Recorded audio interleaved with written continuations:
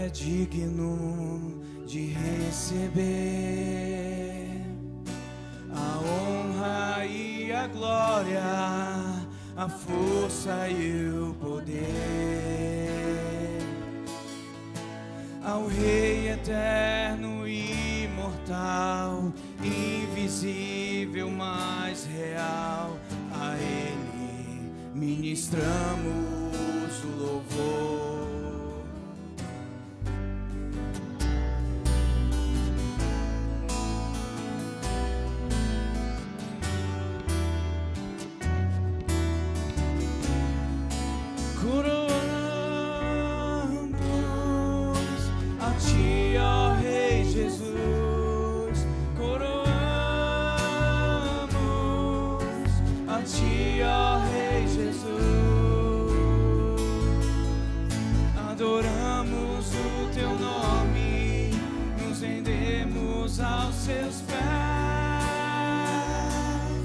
Consagramos todo o nosso ser a Ti. Coroamos a Ti, ó Rei Jesus. Coroamos a Ti, ó Rei Jesus. Adoramos o Teu nome, nos rendemos aos Seus pés. Consagramos todo o nosso ser a Ti. Espírito, enche a minha vida. Espírito, enche a minha vida. Enche-me do Teu poder, pois de Ti eu quero ser. Espírito, enche o meu ser. As minhas mãos eu quero levantar e em louvor Te adorar. Meu coração eu quero derramar diante do Teu altar. As minhas mãos eu quero levantar e em louvor Te adorar. Meu coração eu quero derramar diante do Teu altar. Diante do Teu altar. Diante do Teu altar. Obrigado, Senhor. Glória a Deus, glória a Teu nome, Pai.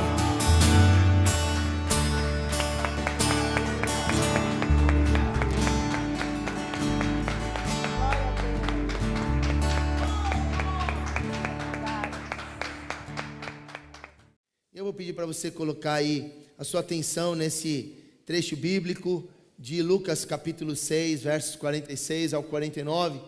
Lucas capítulo 6, versos 46 ao 49. E essa manhã nós vamos pensar nesse tema: evite uma tragédia anunciada. Eu vou repetir: evite uma tragédia anunciada. E vocês vão entender o porquê Deus está nos dirigindo para essa direção, para essa palavra. E eu quero começar contando uma história para vocês que aconteceu comigo quando tinha por volta de 9, 10 anos. Eu não me lembro muito bem exatamente a minha idade, mas o que eu lembro é do fato. E o fato é que nos interessa aqui. Nós estávamos numa festa de cidade, não é? E eu estava sem os meus pais, minha mãe, mas com as minhas irmãs e com uma vizinha que estava com alguns parentes vindo de longe. Então ela aproveitou a ocasião daquela festa e levou todo mundo. Esse parente tinha uma veraneio. Vocês devem se lembrar, se vocês são aqui da minha época, vocês lembram daquele carro que era o camburão da polícia militar, né? E a gente ficava espantado quando via aquele carro. Era um carro, assim, para vocês que talvez são mais jovens, representa aí um carro hoje como aquela Toyota bonitona, grandona, Land Cruiser, né? Land Cruiser. É um carrão, né? E aí ficamos ali brincando na festa, aí de repente o motorista, ele diz assim: vamos embora, gente, nós temos que ir embora. E aí a minha vizinha, que era a matriarca da família dela lá, num aceno lá, todo mundo se reuniu. E aí eu olhei, porque nós tínhamos ido a pé. E na volta tinha um detalhe. Era uma subida que não acabava. Para levar crianças e mulheres naquela subida ia ser um sacrifício. Mas um detalhe ainda mais importante era a condição daquele motorista, gente. O motorista não estava bêbado, ele estava trêbado. Ele mal conseguia falar. E ele dizia, em tom de gargalhada, em tom de festa, né? Vamos embora, meninada, sobe aí no carro que nós vamos passear, né? Imagina como foi a situação. O carro cabia, assim, corretamente, 5 adultos no carro, e tinha um porta-mala muito grande, que era para levar coisas, não era para levar gente. Eu sei que enfiou-se naquele carro ali, no mínimo, uns 7, 8 adultos e umas 8, 9 crianças. O carro parecia uma van, só que na África, né? E aí, meu amigo, aquele homem sai, já para ligar o carro foi uma dificuldade. Eu olhei para aquele homem e a minha alma dizia assim: você não deveria estar nesse carro. Você não deveria, mas como eu estava sendo governado pela vizinha, a vizinha entrou e mandou todo mundo entrar, e eu estava ali, junto com as minhas irmãs. E eu não preciso nem contar a história para vocês, né? O homem saiu com dificuldade do estacionamento daquele local onde nós estávamos. No primeiro farol, ele para o carro, dá tempo ainda dele parar no farol, porque graças a Deus que ele percebeu o farol, que era um cruzamento importante lá. Quando ele sai, meus irmãos, ele põe o pé no acelerador, porque bêbado é aquela coisa, o cara fica mais competitivo depois que ele toma umas, né? Aí eu não sei se ele se sentiu na Fórmula 1, e ele quis sair arrancando com aquele carro, que é um baita de um carro. E naquilo que ele deu aquela acelerada, o volante dele, eu vi isso como se fosse hoje. O volante dele tomou uma direção e tinha um canteiro central na avenida. Do jeito que o carro saiu para o lado esquerdo, bateu com o pneu na guia e cruzou a avenida, gente. No meio daquele monte de carro passando. E foi bater num muro e quase que a gente entra por uma empresa lá.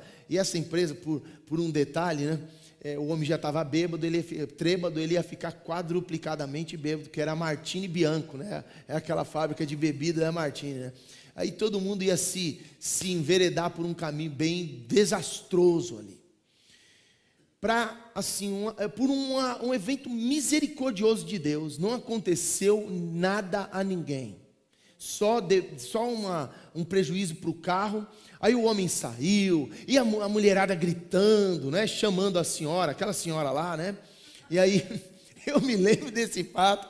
O grande detalhe é que a gente quis abreviar, aquelas mulheres, dando o governo da direção da vida delas para aquele homem, e acabamos parando num muro da empresa lá. Por misericórdia de Deus, não sofremos um mal maior, que perda de vidas, ou atropelado alguém, batido em outro carro, e ainda tivemos que subir a pé aquela tal subida que todo mundo tentou evitar. Então, o texto vai agora complementar a moral da história. Aliás, a palavra de hoje vai complementar para que, se nós estivermos evitando um caminho que Deus tem trilhado para nós, como pessoa e como família, a gente tome nota dessa palavra para resgatar os valores que vão nos dirigir para aquilo que Ele tem de propósito para nós. Amém, meus irmãos? Então vamos ler a Bíblia? Lucas capítulo 6, versos 46 ao 49. Então diz assim a palavra de Deus: por que me chamais Senhor, Senhor, e não fazeis o que eu vos mando? todo aquele que vem a mim, ouve as minhas palavras e as pratica, eu vos mostrarei a quem é semelhante. É semelhante a um homem que, edificando uma casa, cavou, abriu profunda vala e lançou o alicerce sobre a rocha. E vindo a enchente, arrojou-se o rio contra aquela casa e não a pôde abalar, por ter sido bem construída. Mas o que ouve e não pratica é semelhante a um homem que edificou uma casa sobre a terra sem alicerces, e arrojando-se o rio contra ela, logo desabou, e aconteceu que foi grande a ruína daquela casa. Graças a Deus por essa palavra. E aí eu continuo o pensamento aqui. Esse ano, o ano da família, o ano profético da família tem revelado às nossas famílias um ano de testes profundos, de fundamento espiritual, e nenhum de nós escapou esse ano. Foi ou não foi? De crianças aos da terceira idade, ninguém aqui tem escapado ainda hoje, ainda agora, dos chacoalhões das circunstâncias que temos todos enfrentado. De fato, Deus tem usado este ano para, através deste chacoalhar que temos sofrido, nos fazer perceber a condição em que estão os nossos alicerces da fé e os fundamentos espirituais das nossas vidas e lares, para não sermos vítimas dessa tragédia anunciada, que Jesus acabou de dizer para nós. É uma tragédia anunciada. Ele disse: se vocês fundamentarem a casa na rocha, vai vir tudo que for de ruim, mas não vai derrubar a casa. No entanto, se vocês ousarem construir a casa sem alicerce, é tragédia anunciada, vai cair, não vai ter chance de vocês sobreviverem.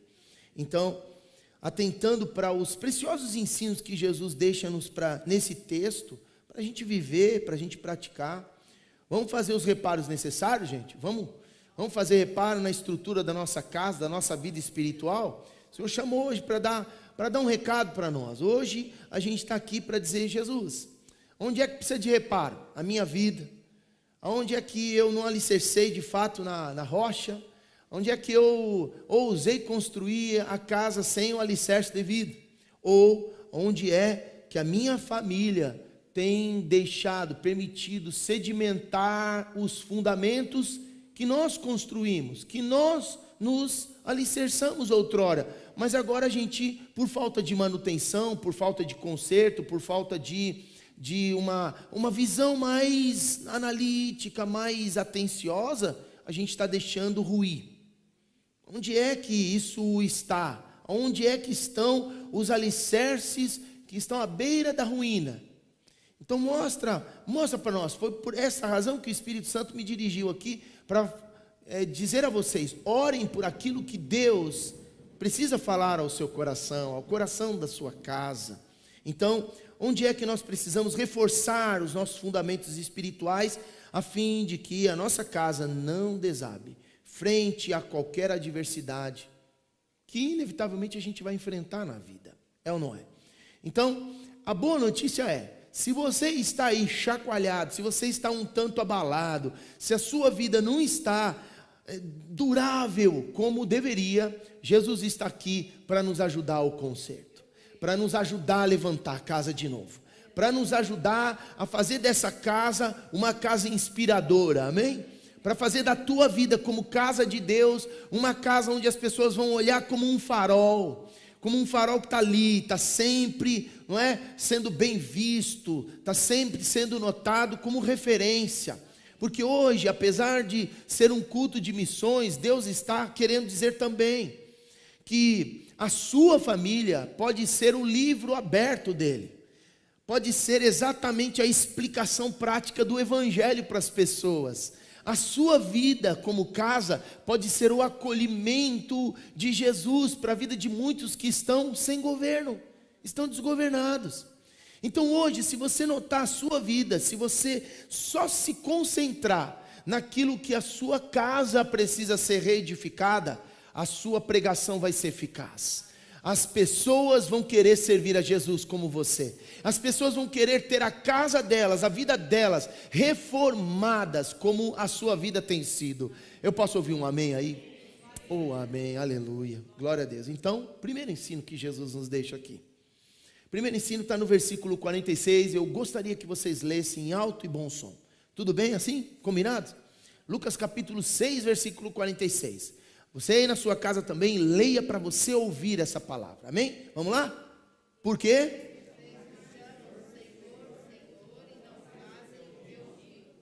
Porque me chamais Senhor, Senhor, e vocês não fazem o que eu estou dizendo. Vocês não se aplicam, vocês não se interessam, vocês não põem atenção no que eu estou falando. Lembremos que esse texto, assim como Mateus capítulo de número 5 ao 7, retrata o sermão da montanha.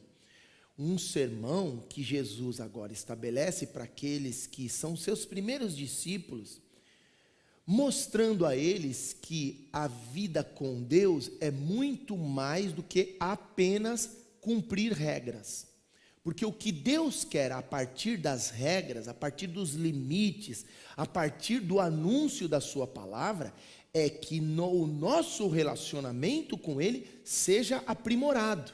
E não apenas que cumpramos regra, entende? A pensar que nós estamos crescendo apenas por cumprir para não sofrermos consequências. Isso é ato meramente religioso, que era o que os religiosos da sua época pregavam.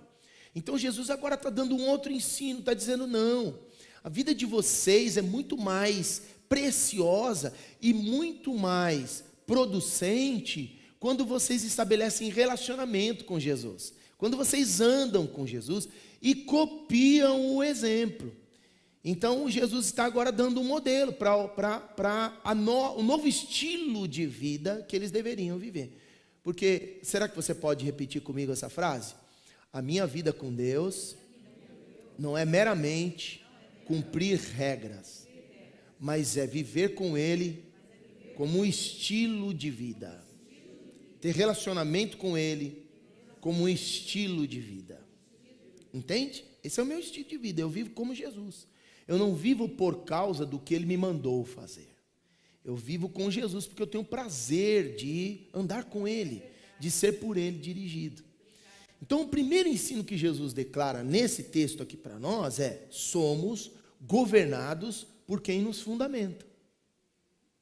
Nós somos governados, a sua vida é dirigida por aquele a quem você dá o direito de fundamentar os princípios na sua vida. De dizer o que é para fazer e o que não é para fazer. Entende o que eu quero dizer aqui? É o que Jesus está dizendo. Por que vocês me chamam Senhor, Senhor, se vocês não fazem o que eu mando? Então não tem conexão.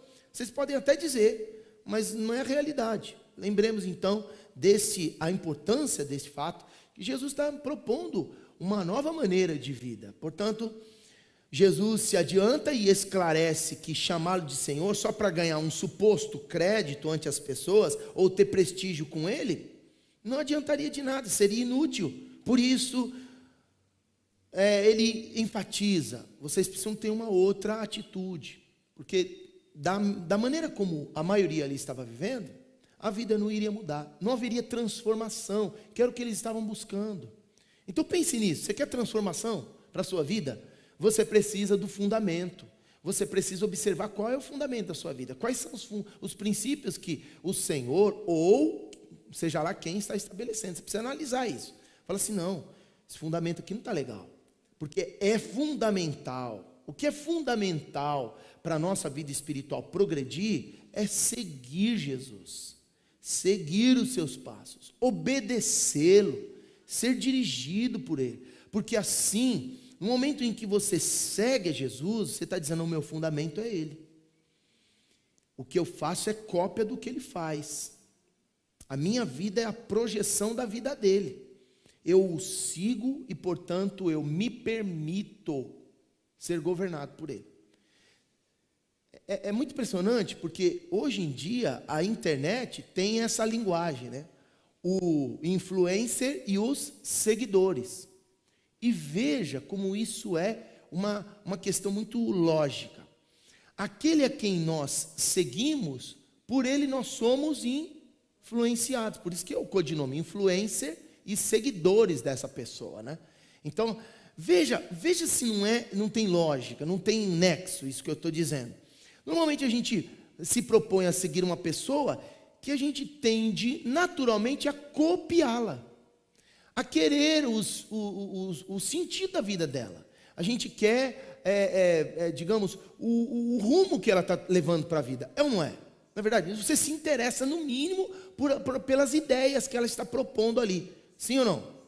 Então, quando você segue, por exemplo, um pastor, uma igreja, quando você segue lá alguém que está falando do evangelho, é porque você almeja ter um estilo de vida parecido com o daquela pessoa, porque aquela pessoa não apenas prega, mas ela vive aquilo que prega e os frutos estão sendo ali esclarecidos. Da mesma forma, Jesus está dizendo, enquanto vocês seguirem estes padrões que foram estabelecidos, apenas de meramente atos religiosos, vazios, sem ter essência, vocês estão sendo governados por isso. E a vida não funciona assim. Então, pega isso. Você esquecer de tudo hoje aqui que eu vou dizer, você não pode esquecer disso.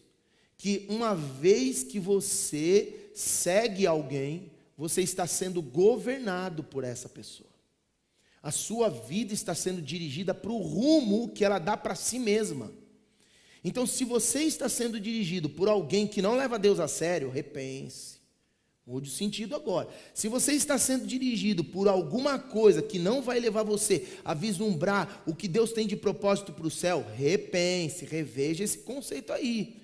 Porque isso vai levar você para o buraco, é tragédia anunciada. Amém? Está claro?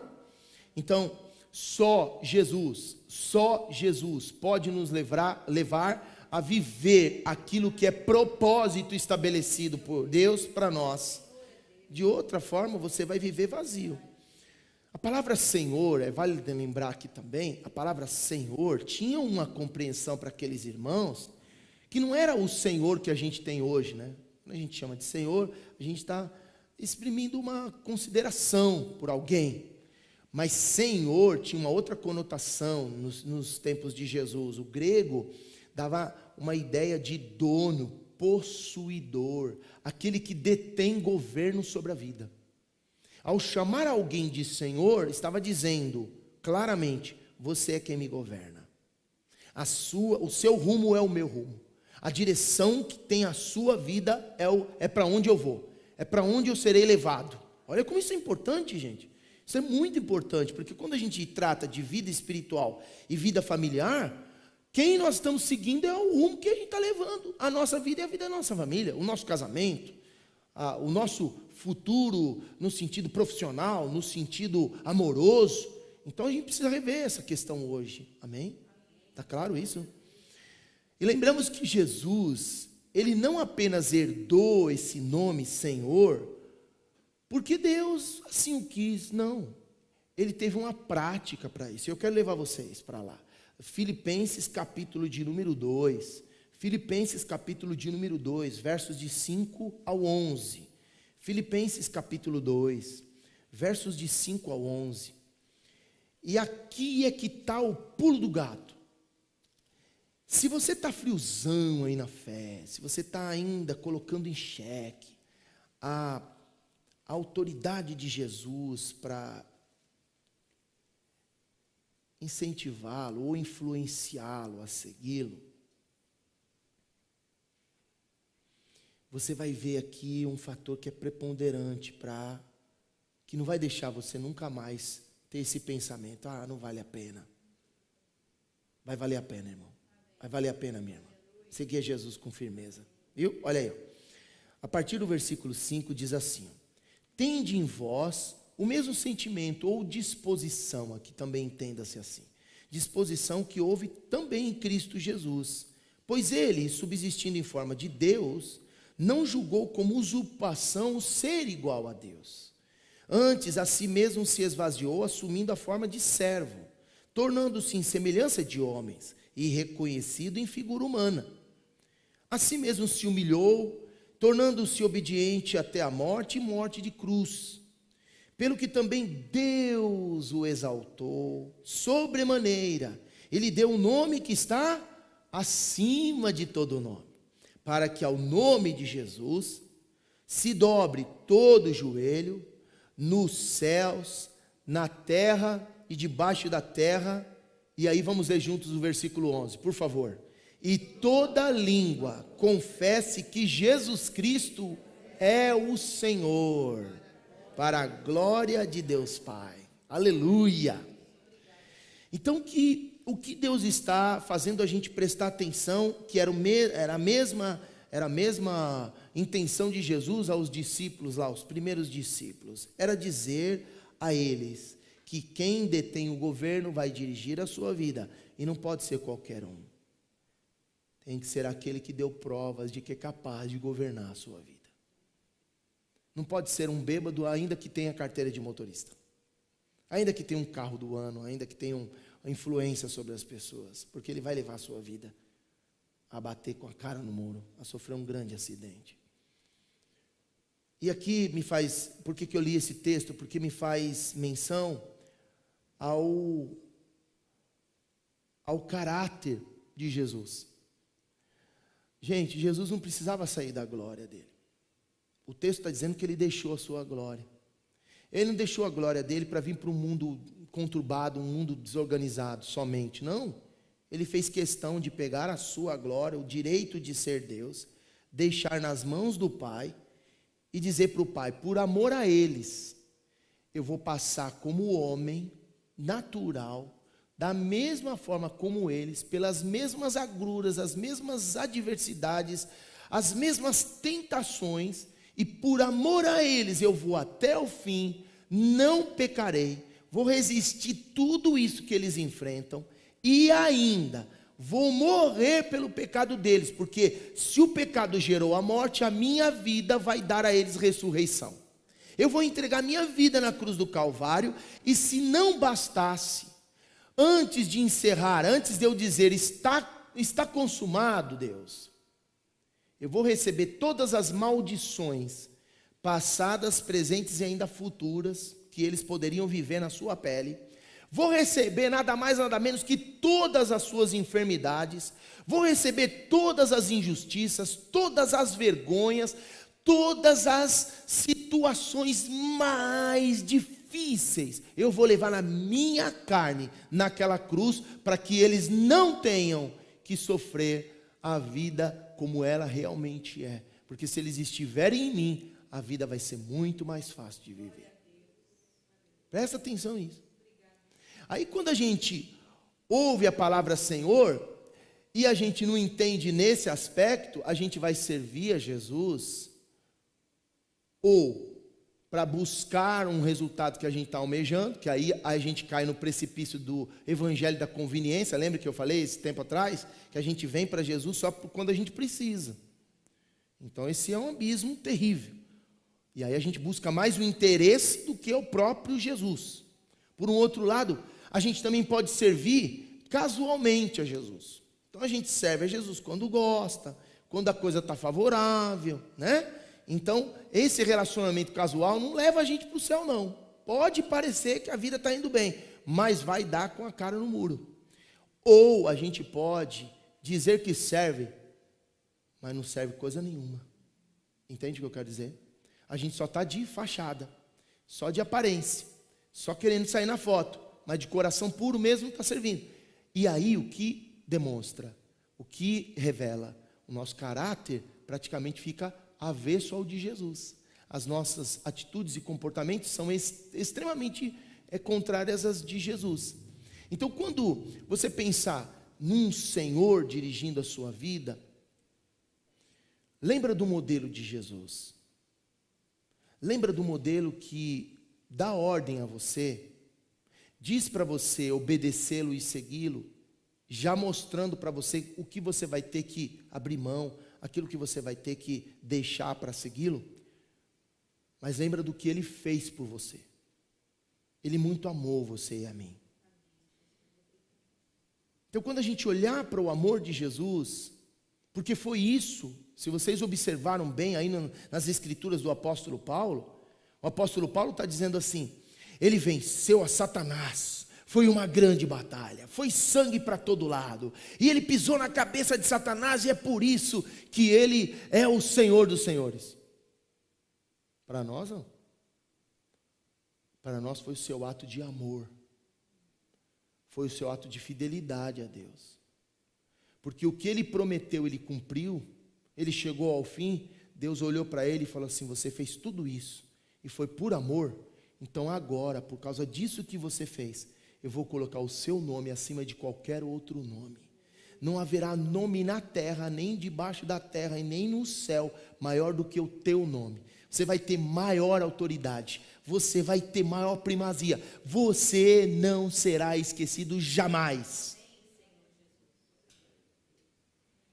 Pense em tudo isso e vai além. Se eu determinar a minha vida seguir os passos desse Jesus, não vai acontecer o mesmo comigo. Tudo que eu fizer vai ser bem-sucedido. A minha família vai passar por momentos adversos, mas vai chegar no rumo do propósito de Deus, que é tornar a nossa casa inspiração para outras casas. Por isso que a gente está falando hoje de missões, mas também falando da família, falando do nosso lar, falando da nossa vida pessoal. Você vai se tornar uma pessoa inspiradora. Será que você pode declarar por fé: eu estou sendo convidado hoje para me tornar uma pessoa inspiradora, porque eu sigo o meu inspirador, que é Jesus. Aleluia, Jesus. Aleluia, aleluia, aleluia, aleluia. Então quando a gente entende esse tamanho amor, quando a gente entende essa tamanha graça, a gente é constrangido. A gente fala assim: não, eu não posso deixar de servir a Jesus.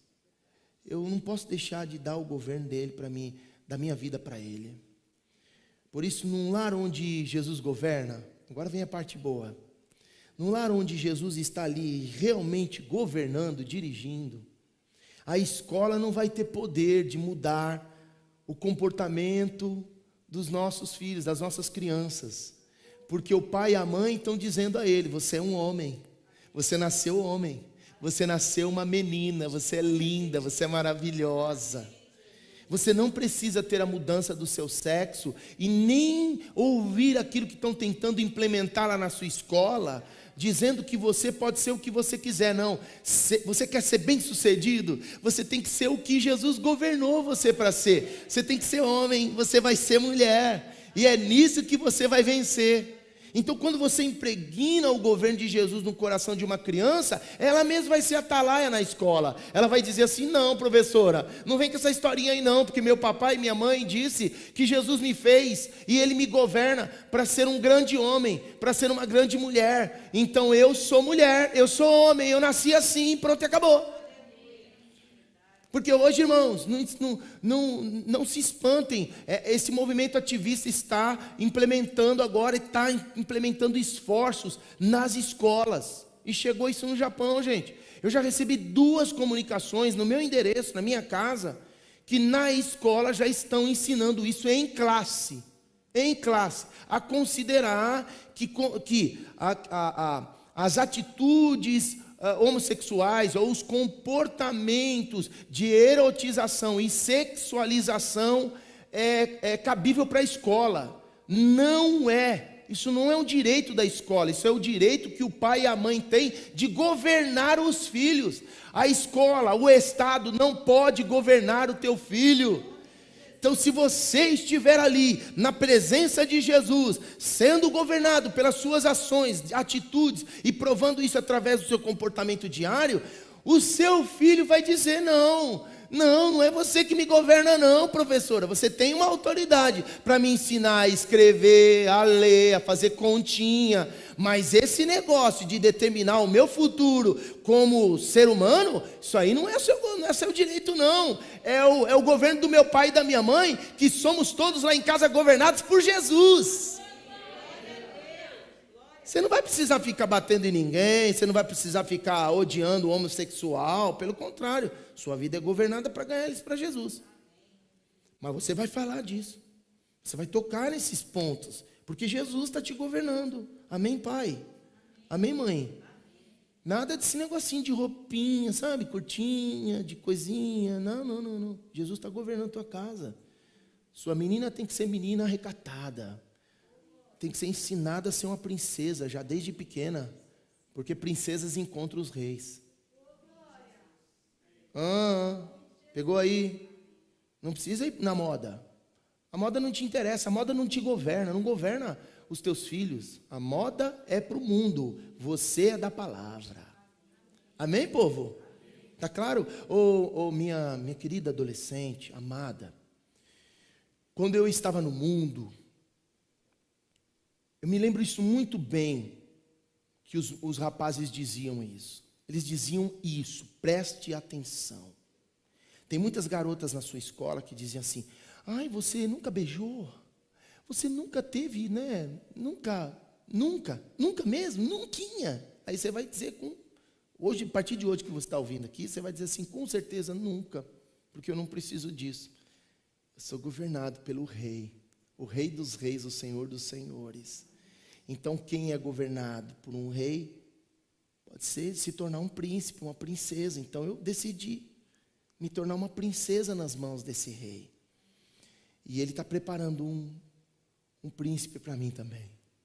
Então eu reservo a minha vida de acordo com o governo que os meus pais, junto com o meu rei Jesus, está preparando no meu coração. Eu não preciso de me entregar. Por quê? O detalhe que eu havia dito aqui. Nós, quando rapazes, quando íamos para as danceterias da vida, para as baladas da vida, a gente já tinha os nomes das meninas que haviam passado pela mão de muitos. E a gente dizia assim, não. Essa mulher aqui, essas aqui, ó, só pega depois de bêbado. Isso aqui é só depois de... Era assim que se tratava. Se tratava como produto. Se tratava como coisa de quinta categoria, para usar e jogar fora. Então eu estou falando isso para vocês, moças, porque vai chegar uma hora que vocês vão ter um conflito de hormônios e identidade, mas atente-se para quem está governando vocês. Jesus está governando vocês a partir do amor que Ele tem por vocês. Então vocês não precisam se entregar. Sabe por quê? Porque aquelas moças que eram mais difíceis, eram aquelas que causavam maior impacto na vida desses rapazes. Elas eram difíceis, então eles se recatavam, eles mudavam o vocabulário, eles mudavam a vestimenta, mudavam o estilo do cabelo, eles mudavam mesmo. A gente via, cara que era, desculpa aqui a expressão chula, era mulambento, era cara fedido, que não escovava os dentes, que era, sabe, que era jogado para as traças assim, né? Quando batia o olho numa menina que era difícil, rapaz, o cara dentro de poucos meses mudava. Começava a falar melhor, começava a estudar, sentava na frente da classe. Dizia assim, meu Deus, aí até a gente falava assim, você está apaixonado, hein? Está apaixonado. Quer dizer, aquilo fazia com que a pessoa fosse transformada, até a partir do caráter, do comportamento. Obviamente que no caso de alguém que não teme a Jesus, vai ser por um propósito, por um momento. Mas aí é que eu te alerto. Se você for uma moça que não deixa o seu coração, desde criança, e aqui eu estou falando para crianças, estou falando para juniores, estou falando para adolescentes também. Se você tiver esse coração governado pelo Senhor, a escola não vai determinar quem você tem que ser. Você vai chegar lá para determinar quem eles devem ser. Você vai chegar lá como influência para eles. Vamos para a palavra? Eu quero ler essa palavra aqui e concluir o pensamento ainda dizendo, né, que a escola não vai determinar o comportamento das nossas crianças, porque o lar é governado por Jesus. A internet e as amizades, com as suas ideologias e comportamentos anticristo, anti-Deus, não vão governar, não vão fazer os nossos jovens desviarem-se do caminho de Jesus. Ainda as fantasias desse mundo, com os seus vícios, com as suas fugas, com o materialismo, o desejo pelo ocanê, pelo dinheiro, o excesso de trabalho, as preocupações dessa vida, não enganarão e nem se tornarão padrão para os adultos. Amém, irmãos? Se Jesus estiver governando o teu lar, vai acontecer o que está prescrito na palavra. Ele vai governar você para um caminho de vida e não de morte. E você vai ver o fruto dessa vida na tua casa. Amém? Romanos capítulo 6, versículo 16. Romanos capítulo 6, versículo 16, diz assim: não sabeis que daquele a quem vos ofereceis como servos para a obediência, desse mesmo a quem obedeceis, sois servos, seja do pecado para a morte ou da obediência para a justiça?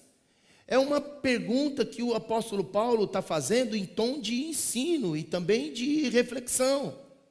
Porque o princípio da vida é: por aquele a quem você permite o governo da sua vida, você será levado para esse rumo, para essa direção.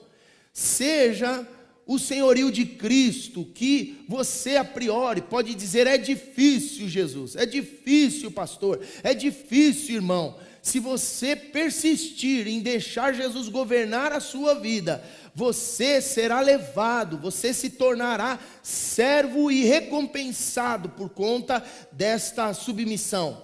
Mas o contrário também é verdade.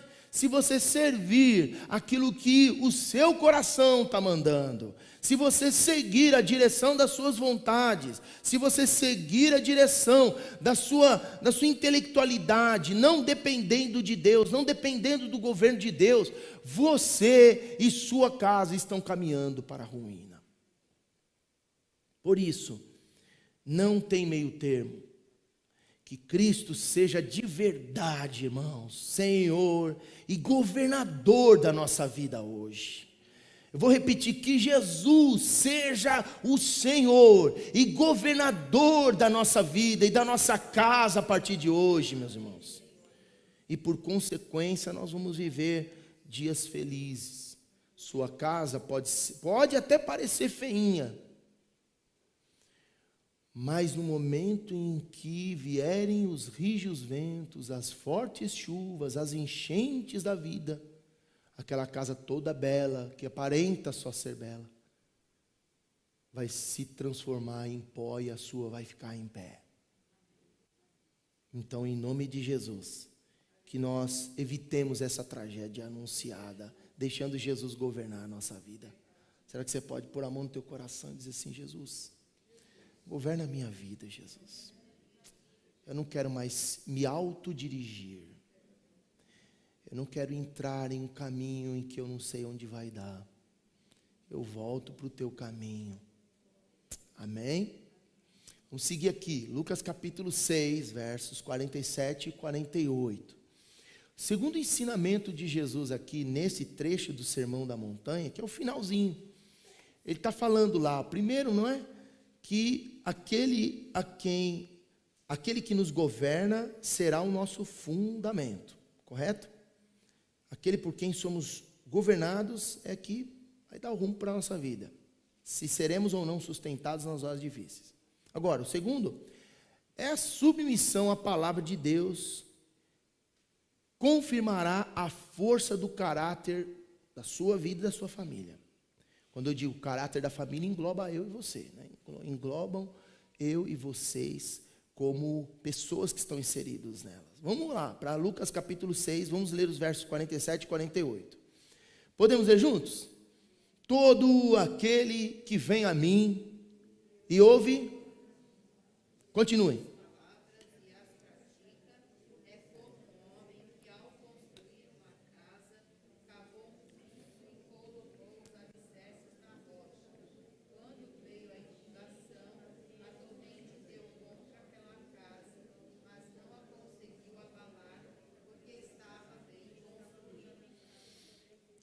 Presta atenção que Jesus agora, ele transita, ele diz, ele estava falando agora um pouco de governo, de direção, mas agora ele está falando exatamente de prática. O que precisa notar e fazer para entrar nesse governo, para ser dirigido por Jesus? O que é que confirma que você e eu estamos debaixo do governo de Jesus? Vou dar uma amplitude nisso, trazendo uma cena aqui que eu quero que vocês me ajudem. Pense um grande castelo, né? Há um reinado que tem uma grande fortaleza, muralhas altas, robustas, um grande castelo, que de longe dá para ver a exuberância desse castelo. Isso identifica que ali há um reino? Estou perguntando. Quem diz sim? Levante a mão, por favor, que eu quero ver. Isso identifica que ali há um reino. Vou fazer uma outra pergunta. Chegando mais próximo, aí você vê os sentinelas nas muralhas, você ouve sons de trombetas e de marcha de soldados dentro dessa fortaleza. Ainda que você não consiga ver, tem lá um grande exército. Isso identifica que ali há um reino? Quem diz sim? Mas um pouco adiante, você vê que aquelas pessoas que estão ali governando, que estão ali cuidando daquela fortaleza, que abrem e fecham as portas quando tem que alguém entrar ou sair, são muito organizadas. Isso identifica que ali há um reino? Quem diz sim? Eu digo não. E por que não? Porque se não tem o rei lá dentro, não tem o reino. Se não tem submissão do povo a esse rei, muito menos. Porque pode até ter o rei, mas se não tiver submissão, está todo mundo inserido ali, mas vivendo cada um por si e nada de interesse para todos. Então hoje, o que confirma a minha submissão ao governo de Jesus é o quanto eu ando pela palavra, pela sua ordem. Talvez você tenha um entendimento que estar num ambiente onde Deus governa, você ter os mesmos ideais de gente que também se diz governada por Jesus, e até prova que é governada por Jesus, você está fazendo muita coisa dentro deste ambiente, você colocou-se como alguém que é submisso ao rei, como alguém que é submisso ao reino, mas só estar ali, participar daquele movimento, não o declara, não me declara governado por esse rei, porque a minha atitude de submissão, de rendição precisa haver na prática. Quem está entendendo, diga aí amém. Então a palavra de Deus é o conjunto de princípios e direitos do céu conferidos àquele ou àquela que o segue, que o servem, e que só pode ser acessado pela fé. Esse conjunto de direitos só pode ser acessado pela fé que é gerada através do ouvir, mas ao mesmo tempo praticar a palavra. Não adianta só ouvir, ficar com a ideia de que isso é bom, mas não ousar fazer aquilo que está sendo predito, está sendo ordenado, que é o que muita gente faz. Então deixa eu resgatar o exemplo aqui. Você está no reino, tem um castelo, tem gente, tem todo um movimento, tem toda a cara de reino, mas você não vai usufruir do reino se você não se submeter ao governo desse reino.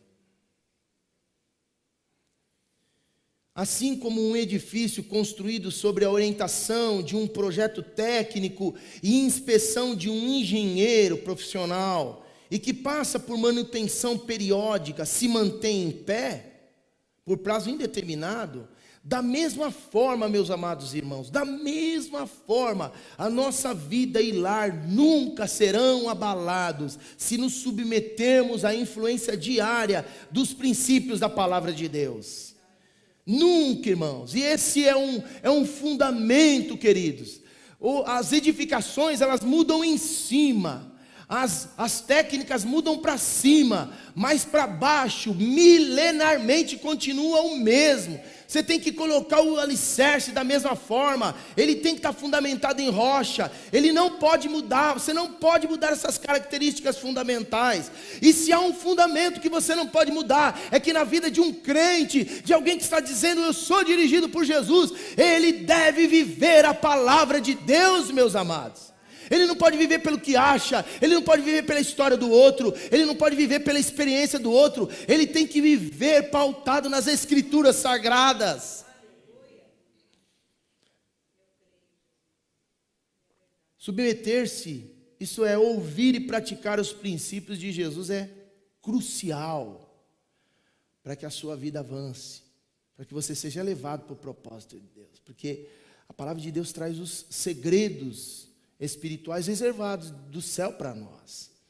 Mas ao mesmo tempo que é um fundamento, lembremos que o exemplo que Jesus dá nesses dois textos aí, versos 47 e 48, ele fala, cavou profunda vala, e foi e fez. Vocês já viram com construção? Quando acontece do zero, que precisa cavar, fazer... Gente, é um trabalho que exige esforço, é um trabalho que exige-se disciplina, é um trabalho que se exige paciência. Tem fundamentação da casa que demora o mesmo tempo para construir, para colocá-la em pé, vocês sabiam?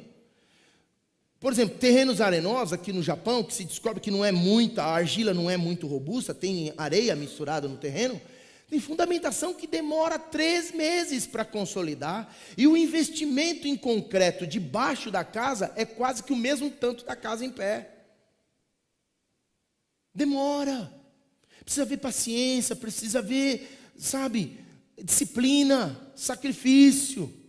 Não é do dia para a noite, meu irmão. Então, se aquilo que você está praticando na palavra não deu resultado agora, saiba que vai dar resultado, é isso que importa. Saiba que vai segurar a casa no momento em que os rígidos ventos vierem. Você não pode sair, você não pode trocar por outra técnica. Já tentaram fazer isso, mas não dá. Jesus está dizendo que se não construir alicerces robustos, vai cair. E tem gente hoje que está ousando dizer, eu sou crente no Senhor Jesus, mas não está vivendo de acordo com a palavra. Como eu disse, o conjunto de direitos que estão prescritos nos céus, portanto direitos espirituais, que estão determinados na palavra, é para aqueles que creem e andam sobre o governo de Jesus. Então as hostes da maldade, que vêm sorrateiramente, sutilmente, para tentar abalar as nossas estruturas espirituais, elas não conseguirão, porque dentro de nós, dentro dos nossos fundamentos e alicerces, sempre terá está escrito. E você vai dizer, está escrito, saia daqui agora, Satanás. Você não vai usar contra a minha vida, você não tem direito contra a minha casa. Entende o que eu quero dizer? Então põe os teus olhos na palavra, irmão. Se derreta diante da palavra, irmão. Seja confrontado pela palavra. O seu alicerce estará durável. Sua casa estará durável. E olha,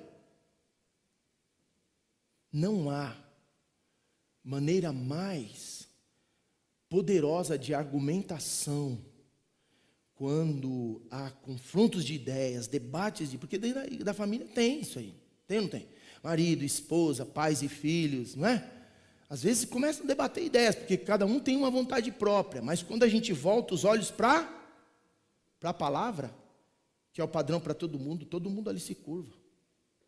Então, veja, se nesse tempo a sua casa está meio balançando facilmente, é porque está faltando ali o concreto da palavra, para todo mundo. Porque se todo mundo está nessa base, a casa não vai tremer. Aí o filho vai dizer assim, ai, poxa mãe, mas lá estão os meus amigos na escola, mãe. O que tem a ver, mãe? Eu quero ir lá. Aí está tudo lá bêbada, está tudo lá usando droga, está tudo lá vendo pornografia. Aí você vai tentar argumentar que aquelas pessoas não são para o seu filho andar. Não, filho, você abre a palavra, fala, vem cá. Olha o que o sábio Salomão disse aqui, ó. O sábio Salomão disse em Provérbios que aquele que anda com os sábios será sábio, mas o companheiro dos tolos se parecerá com eles. A minha mãe dizia, um adágio popular, que a sua mãe talvez dizia também, que é parelho a esse tema do importante, princípio espiritual do Salomão. Ela diz assim, diga-me com quem tu andas, e eu te direi quem tu és. Porque você vai ser influenciado, filho.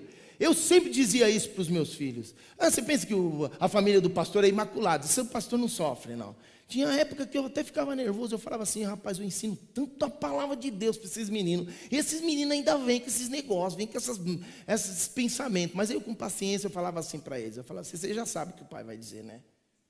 Aí ele já falava assim, não é assim? Tentei, né? Eles gostam de tentar, mas quando o argumento é na palavra, você nem grita, você nem bate boca, porque é a palavra. Mas isso precisa que a palavra seja vivida em casa e redarguida, ensinada. Você precisa pôr força nisso.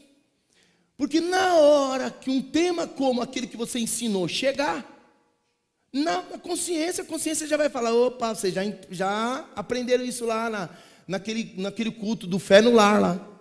Seu pai já falou sobre isso, você já sabe que você vai chegar lá, já era, dá menos, não pode, não dá. Porque isso está fora da palavra. Aí tem alguns adolescentes que falam assim, não vou nem falar nada. Não vou, eu já vou dar minha opinião aqui, não posso. Aí eles, porque normalmente os adolescentes, jovens também, ficam com vergonha de serem distintos da maioria, correto? Você foi um adolescente um dia, você ficou com vergonha de dizer, eu não vou lá. Aí tem uns que, de maneira saboteira, falam assim, a minha religião não permite. Isso é mentira. Porque nós não seguimos uma religião, nós seguimos quem? Jesus, é Ele que governa a nossa vida. Nós não estaríamos num ambiente para fazer o que essas pessoas fazem, porque Jesus não estaria naquele ambiente para fazer o que elas fazem, pronto, acabou. Entende o que eu quero dizer? Porque quando a gente perde essa premissa, irmãos, a gente começa no relativismo. Então aí a pessoa fala assim, não, olha, para aquele lá é mais forte, aquele lá consegue. Meu irmão, quem é que consegue, irmão? Vai conseguir hoje, amanhã, mas depois já era, vai ser influenciado. Eu aprendi um princípio muito... Eu não vou fazer isso agora, porque eu não tenho certeza se essa cadeira me aguenta. Mas eu vou usar o exemplo do altar aqui. Os meus discipuladores, lá no início da minha conversão, eles diziam o seguinte, Sérgio, você gosta de muita coisa que tem lá. Só que você vai ter que tomar uma decisão. Se submeter à palavra de Deus ou se submeter aos desejos do teu coração. Você vai ter que tomar uma decisão. Você não vai poder ficar com os dois. Não dá para ficar com os dois. Você tem que renunciar a alguma coisa. Você vai ter que se abnegar. Para você seguir a Jesus, você não vai poder levar peso. Não entra no céu com peso. Entende? Aí eles diziam, eu sei que você tem lá um monte de amigos, tem um monte de coisa para fazer, tem futebol, tem muita coisa que está cercando você. Se você tentar ficar com eles, é o mesmo que você subir numa cadeira, e imagina que eu estou numa cadeira aqui. E você pegar o mundo todo e trazer para cima da cadeira. Você vai conseguir? É lógico que você não vai conseguir. Mas qual é a consequência onde a gente muitas vezes não enxerga?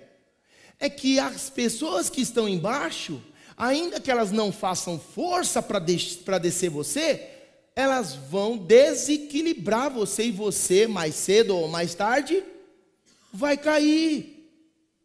Então tem muita gente hoje chegando na igreja e que está com, sabe, está ainda naquela coisa, eu não posso deixar, ele é tão meu amigo, ela é tão minha amiga, esse ambiente não tem nada a ver, eu estive ali por muito tempo, isso não me influencia. Meu irmão, vou repetir, pode não te influenciar hoje, se não tiver na palavra, vai algum dia te influenciar, e vai derrubar você desse lugar que Deus reservou para você. Tá claro isso, povo? E nós precisamos dizer isso dentro da nossa casa. Se a gente não tiver, olha lindinho, vem cá, mamãe quer falar com você, papai quer falar com você. Nós estamos abrindo a Bíblia aqui para ensinar o que Jesus quer da nossa vida. Então, para o papai é desse jeito, para a mamãe é desse jeito, para o filhinho, para a filhinha também é desse jeito, como diz o árabe, né? Para a filhinha, baba está falando que tem que fazer desse jeito, né? Então, quer dizer, para todo mundo ali. E olha, por favor, irmãos, por favor, quando falhar, não levanta o tapetão e joga para debaixo do tapete, porque teu filho viu, a tua filha viu. Você só precisa dizer assim, seja bíblico. Meus queridos, hoje eu quero compartilhar uma coisa com vocês aqui. Eu quero começar falando porque eu cometi um pecado contra vocês. E eu estou aqui me comprometendo a não repeti-lo. E pedindo perdão a vocês. Me perdoem, por favor. Foi o que eu fiz um dia. Estava lá, o genrão, né? Aí estava a Oliver e Amy. Nós estávamos na casa do Vinícius da Lute. Foi agora, já depois de casado, né? Pastorão aqui, pisando na bola. Nós fomos ao mercado, porque vamos juntar lá na casa do Vinícius, vamos comer um cachorro quente lá, né? Cachorro quente é aquela coisa, você junta a família e não gasta muito dinheiro, né? E dá para juntar a família. Nessa época, meu amigo, você tem que passar o salsicha mesmo, né? Pois bem, aí nós compramos, sabe aquele nirungoboso da gente, né? A gente viu lá um pãozinho, né? E a gente falou assim, isso aqui é pão de hot dog. Porque a gente não quer comer hot dog no pão francês, né? Não parece que não é a mesma coisa. Aí nós compramos um pãozinho lá, mas isso, meu amigo, na metade da tarde de um domingo, deu o quê? Deu ruim. Porque a gente não leu a embalagem e era pão com mel e manteiga dentro. Aí imagina comer cachorro quente com pão, manteiga e mel. Ah, não dá, né, irmão? Aí precisa ser muito francês pro meu gosto, né? Aí, consequentemente, tá a gente lá abrindo para não jogar o pão fora, né? Porque a gente não ia comer aquilo, né? Aí nós cortamos o pacotinho e eu dizia para o pessoal, olha, não põe a mão no pão, não põe, porque a gente vai comer, isso é anti-higiênico. Mas aí todo mundo falando, não, tá com álcool, a gente lavou a mão. Falando, não, mas não se põe a mão em pão, não põe a mão no pão, porque a gente vai ter que comer o pão. Aí um olhava para o outro e dizia assim, ó, isso é meio incoerente. Porque como que a gente vai fazer um negócio? Porque tinha que tirar, não podia cortar o pão, não podia dilacerar o pão lá, né? Estou contando essa história, porque no final das contas, todo mundo fez lá, respeitando o que eu estava dizendo. Mas, gente, eu não estava certo. Porque tinha muitas outras coisas que se colocavam à mão e a gente acabava comendo. Até na hora de servir o cachorro-quente, alguns colocavam a mão no cachorro-quente. Aí aquele dia eu não tomei nota disso. Mas o Espírito Santo me falou quando eu cheguei em casa. Falou assim, talvez você não goste que as pessoas coloquem a mão no seu pão. Isso é uma preferência sua. Mas você não pode fazer disso uma lei. Porque quem me garante que as pessoas num restaurante não colocam a mão na tua comida? Quem me garante que aonde você compra lá, as pessoas não, depois de pegar no dinheiro, põem a mão na tua comida e você come? Se você for num show, você vai ter essa experiência.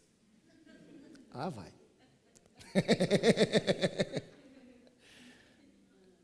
Aí o que acontece é que o Espírito Santo falou, eu não precisei ficar debatendo com o Espírito Santo. Na segunda-feira nós nos encontramos em casa. Aí eu disse assim para eles, pessoal, me permita falar uma coisa que é importante que eu quero falar. Aí todo mundo baixou, né, silêncio. Aí voltou pro patriarca de novo, né? Aí fala assim, fala, pois não.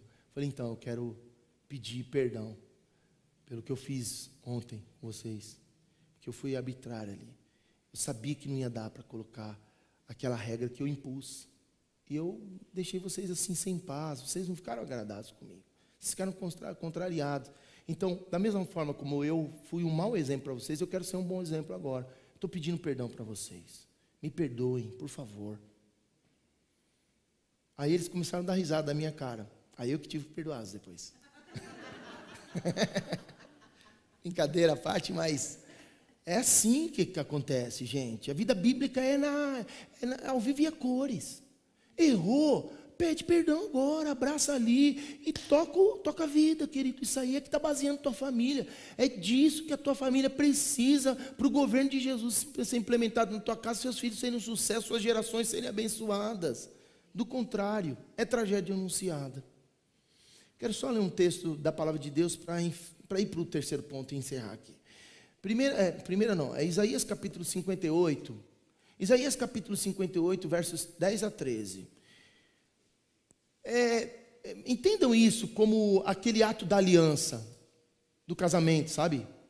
Quando a gente faz a aliança do casamento no altar, a gente diz assim, prometo te honrar, respeitar, amar, na saúde e na doença, na riqueza e na pobreza, em qualquer circunstância que nós enfrentarmos até o fim das nossas vidas, ou que Jesus volte. Não é isso que normalmente a gente ouve? A gente fecha ali aquela aliança, né? Promulga aquela aliança com base nessa palavra.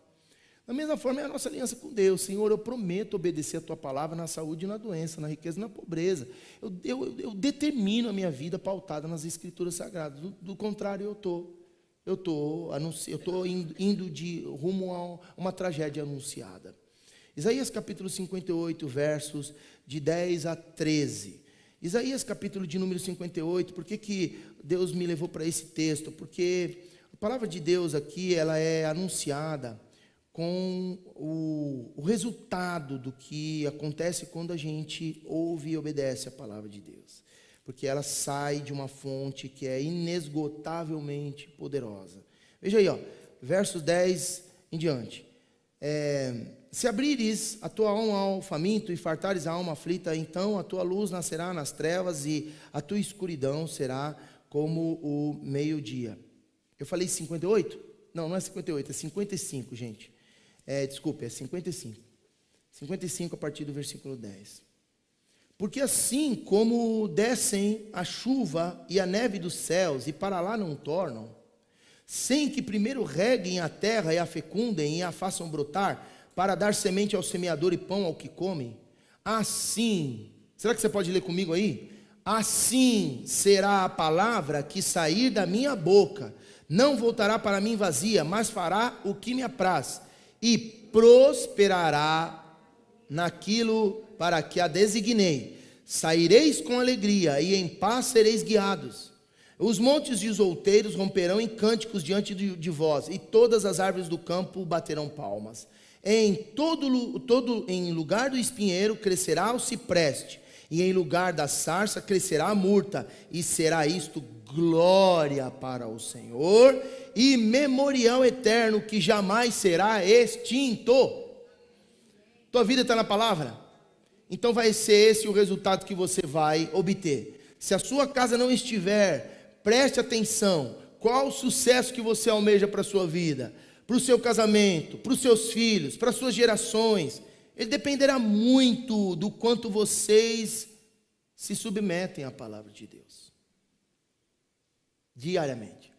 Então não perca tempo, começa hoje, começa agora, amém? Para finalizar, terceiro e último ensino de Jesus dentro desse texto. Não aceite mais negligência espiritual na tua vida. Deixa a negligência espiritual. Muitos de nós não estamos sendo levados em rumo ao que Deus tem preparado e firmado a nossa casa de maneira a suportar todas as intempéries dessa vida, porque nós temos sido negligentes espiritualmente falando. E meu irmão, nós vamos ouvir aqui umas coisas de Deus que vai alertar-nos, amém? Então vamos ler o versículo 49 do capítulo 6 de Lucas, novamente, por favor. Lucas capítulo 6, 49 diz: mas o que ouve e não pratica é semelhante a um homem que edificou uma casa sobre a terra sem alicerces, e arrojando-se o rio contra ela, logo desabou, e aconteceu que foi grande a ruína daquela casa. Note que Jesus está afirmando aqui que o construtor da casa, que era alguém responsável e que sabia construir casa, não fez o que sabia e até deveria fazer. Portanto, além dele ser uma pessoa negligente, ele está sendo irresponsável, porque não é só ele que ia entrar naquela casa podia desabar na cabeça de outros. É ou não é uma situação importante aqui? Isso não é ignorância, isso é completa negligência. Porque qual que é a diferença da ignorância para a negligência? Ignorância a pessoa não faz porque não sabe fazer. Negligência é a pessoa que sabe minimamente o que se deve fazer, mas ela não faz o que se deve fazer. Isso é negligência.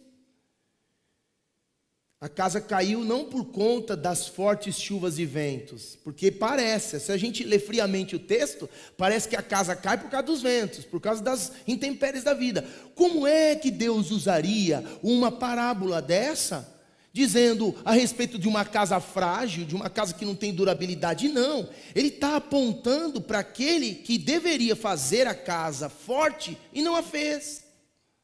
Então ele está chamando a nossa atenção e dizendo: a responsabilidade não é das situações, a responsabilidade não é do governo, a responsabilidade não é da escola, não é do bairro, não é da igreja, a responsabilidade não é nem de Deus, porque Deus deu a capacidade para você construir uma casa, para você levantar a casa, deu material para você fazer isso, mas você, sabendo que deveria, o passo a passo, você assim não fez, você decidiu não fazer.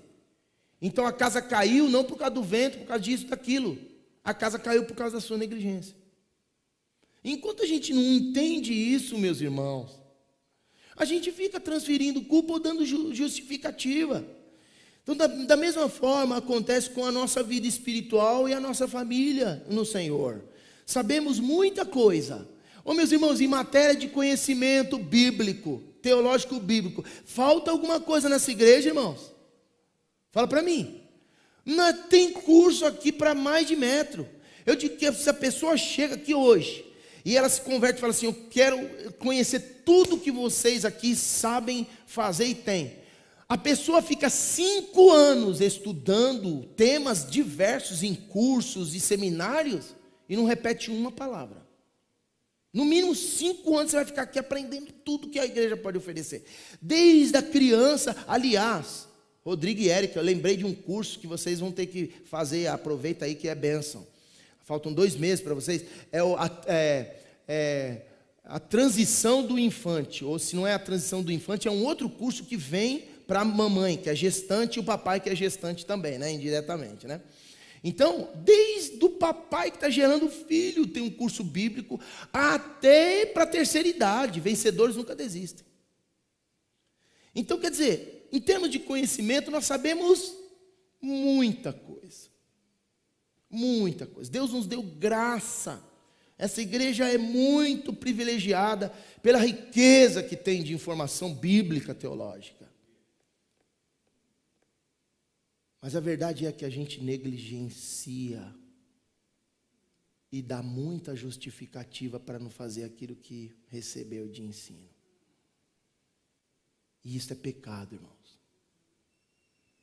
Jesus está dizendo: vocês estão sendo irresponsáveis se continuarem fazendo isso. Porque vocês estão construindo uma casa e vocês estão fazendo propaganda enganosa. Essa casa vai cair. E certamente quando cair, vocês vão continuar dizendo: foi por causa disso, foi por causa daquilo, foi por causa daquilo outro. Eu não me esqueço do texto que Tiago, o irmão de Jesus, declara na sua epístola, no capítulo 4, no versículo de número 17. Tiago, capítulo 4, versículo 17, diz assim: aquele que sabe fazer o bem, e mesmo assim não o faz, pratica pecado.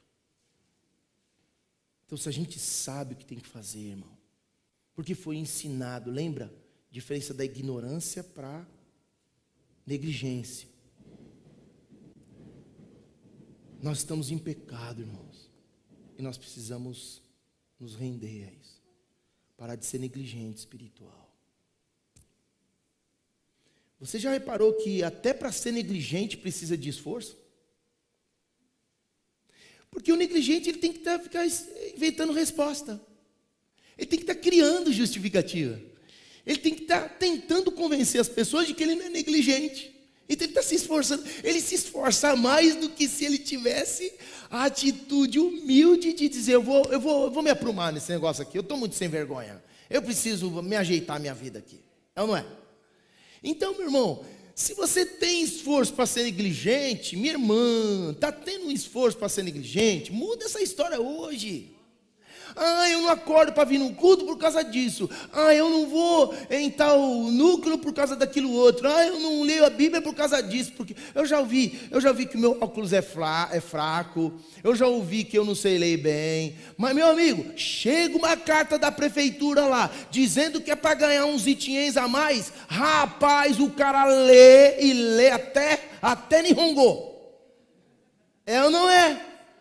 Então não tem conversa, é justificativa. Não dá para esconder, Jesus está aqui, irmãos. Não dá. Então dá justificativa. E dizer isso, porque não, para com isso. Para com isso, jovem. Não, você consegue.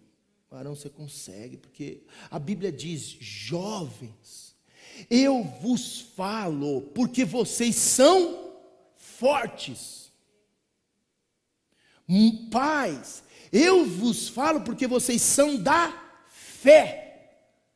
Ele está falando, ele está projetando a gente para o que dá resultado. Só que a gente justifica. Sendo assim, nos esforcemos, meus irmãos, para voltar à disciplina espiritual. Meu irmão, vou voltar a dizer. Desde 1800 e bolinha, criaram a charrete. Aí inventaram a roda, né? Roda redonda, né? Uma circunferência. Você vê por aí carro andando com objetos quadrados no lugar da roda, do pneu? Você não vê, porque isso não vai dar certo. É tragédia anunciada. Então tem gente que ou está tentando reinventar a roda e botá-la numa forma que não é circunferência e está achando que vai voar, que vai avançar na vida, ou tem gente tentando andar sem roda. Meu irmão, você sem Bíblia, você sem práticas espirituais é a mesma coisa. A tua casa vai cair. Então, tenha vida devocional. Agora eu vou deixar claro, se você esquecer, pega a palavra depois lá, você vai ver. Eu vou anotar aqui para vocês terem noção de como nós somos negligentes espirituais. Muitas vezes. Tenha vida devocional, pessoal e familiar. Tem que voltar a ler Bíblia em casa, irmãos. Tem que voltar a falar das Escrituras e, primariamente, falando com Deus, com a sua vida devocional. Você buscar Deus, não esperar a tua esposa, não esperar o teu marido, não esperar o teu pai, tua mãe. Você ter o seu tempo a sós com Deus, o TSD que a gente chama aqui, né? Tempo a sós com Deus. Tem que voltar a ter tempo a sós com Deus, varão. Senão sua fé vai se acabar. Volte a andar com Jesus e ensine sua família ao mesmo. Anda com Jesus, comenta sobre Jesus. Hoje eu estava falando com Jesus. Hoje eu recebi o toque de Jesus. Hoje Jesus falou comigo. É isso que a gente precisa voltar. Precisa retornar às origens. Outro, celebre culto a Deus no teu lar. Pastor, mas eu não sei fazer isso. Abre um salmo, lê o salmo para você. Se você faz devocional, você vai ter uma palavra para dar para a sua família. Leu a palavra, canta 2 cânticos ali com as crianças. E ora e abençoa um ao outro na casa. Você chamou a presença de Deus para dentro do seu lar. Isso é culto no lar, isso é celebrar culto no lar. Não precisa fazer um culto como na regra aqui da igreja. Você tem que ter essa constância. Ore nas madrugadas, sozinho ou com a sua família. Faça programa de oração de madrugada, irmão. Oração de madrugada fortalece a fé do crente. Você está aí, né, titubeando na fé, começa a orar de madrugada. E madrugada começa da 1 da manhã e vai até 5 da manhã. Isso é madrugada, irmão. Não tem aquela regra de falar, tem que ser 3 da manhã, tem que ser no meio. Não, meu irmão. Vai no propósito que Deus colocou para a tua vida. Mas tem que levantar e orar e buscar Deus. Porque, olha, irmão, eu sempre digo isso. Esse é um princípio que eu aprendi até com o pastor Alexandre. Deus manda a gente descansar, Salmo de número 3 diz, em paz me deito e logo pego no sono, porque só o Senhor me faz repousar em segurança. No capítulo 4 também tem outro texto que fala que Deus nos faz repousar em segurança, no Salmo de número 4. Mas há um texto no Salmo de número 127 que diz assim, que enquanto nós dormimos, Deus nos dá gratuitamente. Deus dá para eles enquanto eles dormem. Então, dormir, o sono do descanso é precioso para nós, Deus sabe disso. Só que quando a gente levanta e quebra o nosso sono para orar, isso chama a atenção de Deus. Porque Deus fala assim, irmão, Ele está contrariando a minha palavra. Mas por qual razão? Qual é o contexto que ele e ela estão contrariando a minha palavra? Ao invés de eles dormirem, eles estão clamando. É um sinal de uma coisa urgente. É sinal de algo que eu preciso realizar em prol da vida deles. Entende a dinâmica? Então você chama a atenção de Deus quando você tem essa atitude. Vocês viram aqui o pastor Márcio falando que o pai dele fazia, né? Acordava de madrugada, ia lá, mexia no filho, falava assim: filho, vamos orar com o papai ali um pouquinho. Aí ele, né, limpando os olhos ainda: ah, pai, eu vou, mas só um pouquinho, tá? Só um pouquinho. E ele diz que isso foi fundamental para ele não se perder. Porque ele viu o exemplo do pai, a devoção do pai, foi brilhante na vida dele. Se você não acorda o teu filho, vai lá e põe a mão na cabeça do teu filho, abençoa a vida dele, abençoa o dia dele, quando você estiver fazendo sua campanha de madrugada. Retome seu fervor espiritual, ninguém pode fazer isso por você. Retome a sua fé, retome, declare a palavra de Deus. Volte a orar em línguas, irmãos. E eu não estou falando em língua idiomática, eu estou falando em línguas espirituais. Porque a Bíblia diz em 1 Coríntios 14, versículo 4, que aquele que ora em línguas, a si mesmo se edifica a sua fé. Passe um momento orando no seu entendimento, mas passe um tempo orando em línguas, irmãos. Ora do seu trabalho, vai dirigindo, ora em línguas até o teu trabalho, volta orando em línguas. Vocês vão para a universidade, muitas vezes vocês fecham o olho lá para não olhar para ninguém, fica orando em línguas, vocês estão com máscara, não vai nem passar vergonha, nem sentido como doido, você vai ficar lá orando em língua, ora em língua, amém? Se nós fôssemos uma igreja conservadora, uma igreja tradicional, eu seria excomungado dizendo isso aqui para vocês, mas eu sei o resultado, porque lá em casa a gente faz isso, irmãos, e dá certo. Se você não ora em línguas, pede para o Senhor, o Senhor já deu a você essas línguas espirituais. E assim, clame por reavivamento na sua casa, sabe? A igreja de Jesus precisa clamar por avivamento para os que estão lá fora. Para os que estão aqui dentro é reavivamento. Porque uma vez que você descobriu Jesus, você foi avivado. Só que por conta de deixar o governo de Jesus e ser governado pelas nossas vontades, por conta de não se submeter mais à palavra de Deus, mas aos conceitos do mundo e outras coisas tantas aí por aí, e dando só justificativa, a gente já não tem mais aquele brilho, a vida vai se esvaindo.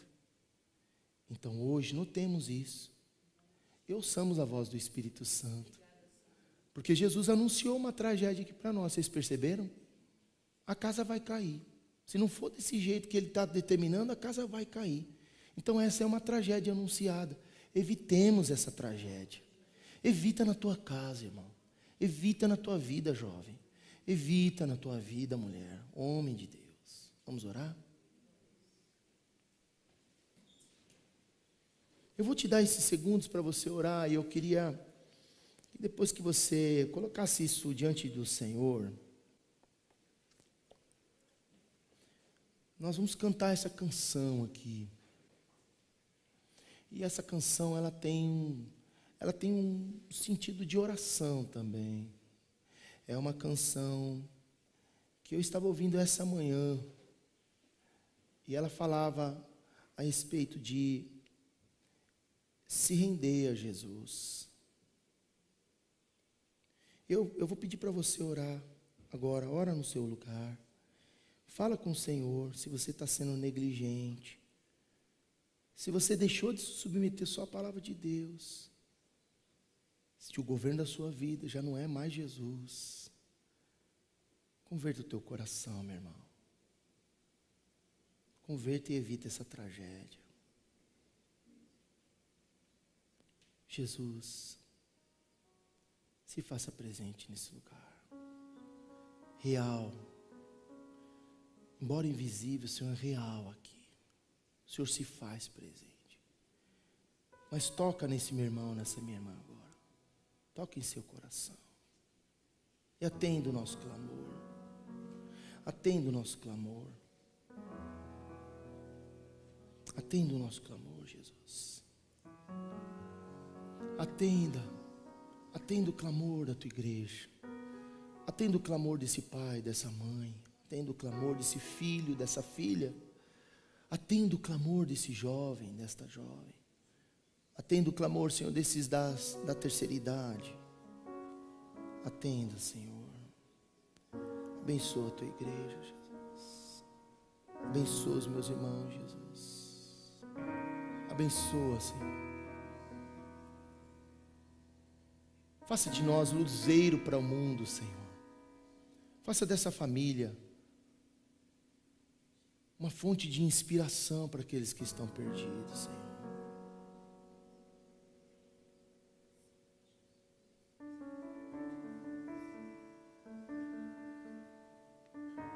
Isso mesmo, vai orando, igreja, vai orando. Deixa o Senhor ministrar o teu coração. Fala com Ele. Comecemos agora, pedindo perdão pelas negligências, pedindo perdão por negligenciarmos e justificarmos. O que nós queremos é a essência, o que nós queremos é a vida do Senhor. O que nós queremos é o poder do Senhor, mais do que o que o Senhor pode nos dar. O que nós queremos é ir para o céu, é viver a vida do céu ainda que aqui na terra. Que a sua vontade seja feita sobre nós, assim na terra como é no céu.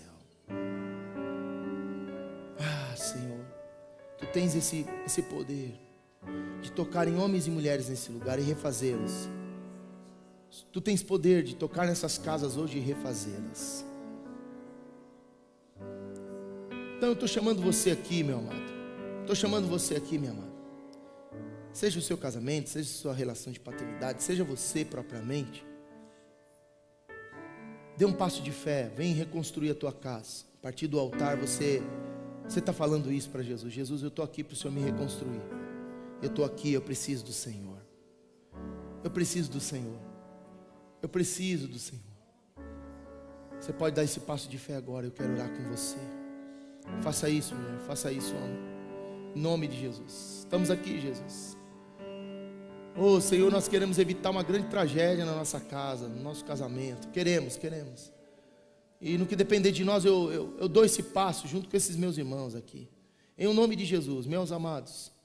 Agora é a nossa hora de se apresentar a Deus. Aleluia, Jesus. Aleluia, aleluia. Glória a Deus, glória a Deus. Vem. Isso mesmo, toma um passo de fé. Toma um passo de fé, é agora, é a sua hora. Jesus está dizendo, eu vou reconstruir. Eu vou tornar tudo novo aí. Eu tenho esse poder, mas eu preciso que você se atente para esse fato. Eu não posso fazer isso por você. Você precisa pedir, você precisa clamar. Você precisa dizer, eu estou aqui, Jesus. Eu estou aqui, Jesus. Vem, jovem. Vem, moça, vem, rapaz. Não tenha medo, é agora. É o seu momento com Deus. Eu quero reconstruir, Senhor. Eu quero voltar. Eu quero fazer diferente. Eu quero viver na tua direção, no teu governo, Senhor.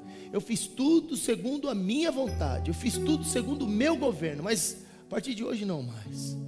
Eu abro mão disso tudo, Senhor. Quebra a dureza. Refaça, Senhor. Quero mudança de mentalidade. Aleluia. Vamos adorar o Senhor. Aleluia, Jesus. Seja exaltado, Senhor. Seja adorado, Senhor. Seja adorado. E tudo está em ti. Por ti caminhar. Tu és a direção. O sol a me guiar. Tudo pode passar, teu amor jamais me deixará. Sempre há de existir novo amanhã preparado para mim. Preparado para mim. Por ti eu vou clamar. Aleluia. Por ti eu vou clamar, pois tudo vem de ti e tudo está em ti. Por ti vou caminhar, tu és a direção, o sol a me guiar.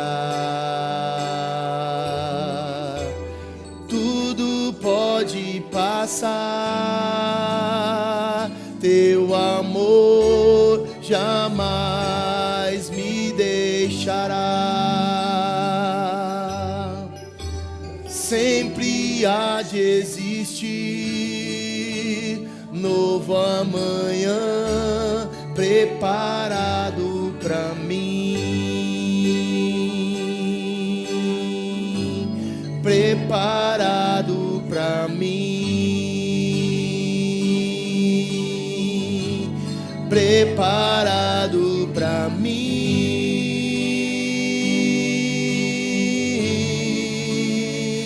Eu me rendo aos teus pés, és tudo que eu preciso pra viver.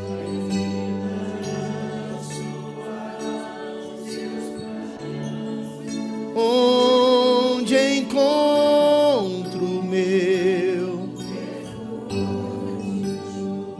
eu me rendo aos teus pés, és tudo que eu preciso pra viver.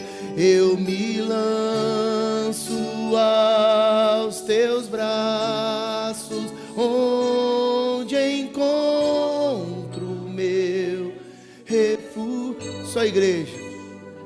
Eu me rendo,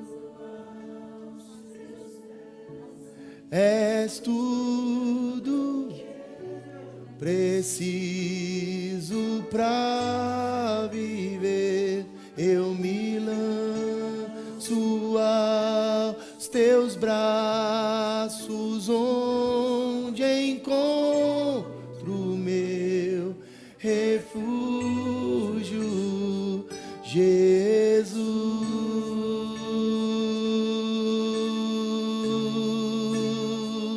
Eis-me aqui,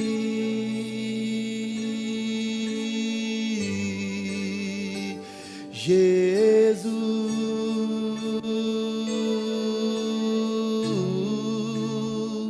eis-me aqui.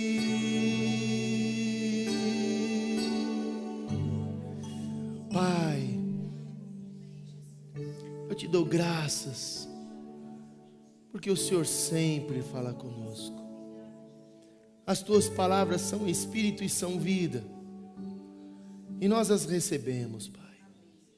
Nós sabemos que ao sairmos daqui, a nossa vida, por causa desta palavra, se a praticarmos, terá um novo rumo, será reencaminhada para o sucesso, será reencaminhada para andar sobre as circunstâncias.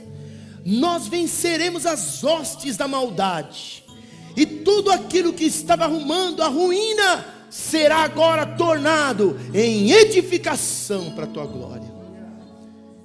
E eu abençoo a vida desse meu amado, dessa minha amada, que estão aqui, que se rendem a Jesus.